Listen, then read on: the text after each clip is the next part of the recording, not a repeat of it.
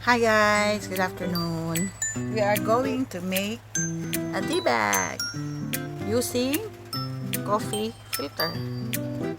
Kasi by the way, I will be using a moringa. So ito yung ating mga kakailanganin. Of course, measuring spoon or itong gunting na maliit at patalas. Itong needles or karayom, and of course ang thread. Reminders guys, before tayo gumawa nito, kailangan ang mga kamay natin malinis na malinis, at itong mga bagay na to ay naka-sterilized para sigurado ang kalinisan para sa kalusugan. This moringa na gagawin natin ay this is advisable for everyone. Hindi siya tea kung hindi malunggay or moringa. This is very useful sa mga merong problema sa malnutrition. Unang-una, kahit bagong panganak pa yung baby, kung ang mommy ay kulang sa gatas, gawa siya ng milk tea using malunggay. This one, gatas lalagyan niya ng malunggay tea extra.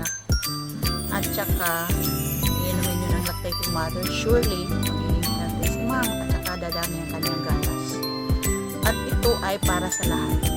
Unlike sa tea or sa coffee na hindi makakainom lahat, like yung mga bata pa or yung mga matataas ang uric acid nila, hindi sila pwedeng uminom ng mga tea or coffee dahil magpapalala ito sa kanilang acidity sa katawan.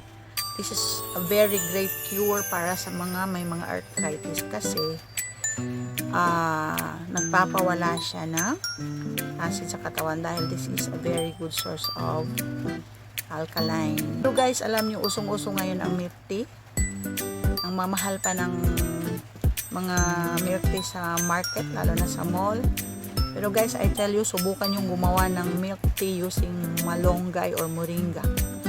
Mas magugustuhan pa ito ng mga family members nyo, lalo na kung mga moms kayo. Gustong-gusto ito nga ng aking mga anak na mga teenagers. Lalagyan ko lang siya ng milk na kung anong gusto kong milk. Powdered man yan or liquid. Tapos, lalagyan ko pa siya ng mga iba pang like. Lagyan ko siya ng mga bits ng fruits. Or, lagyan ko rin siya ng yung pearls na tinatawag nila. Sobrang gustong-gusto ito ng mga bata. So guys, umpisahan na natin.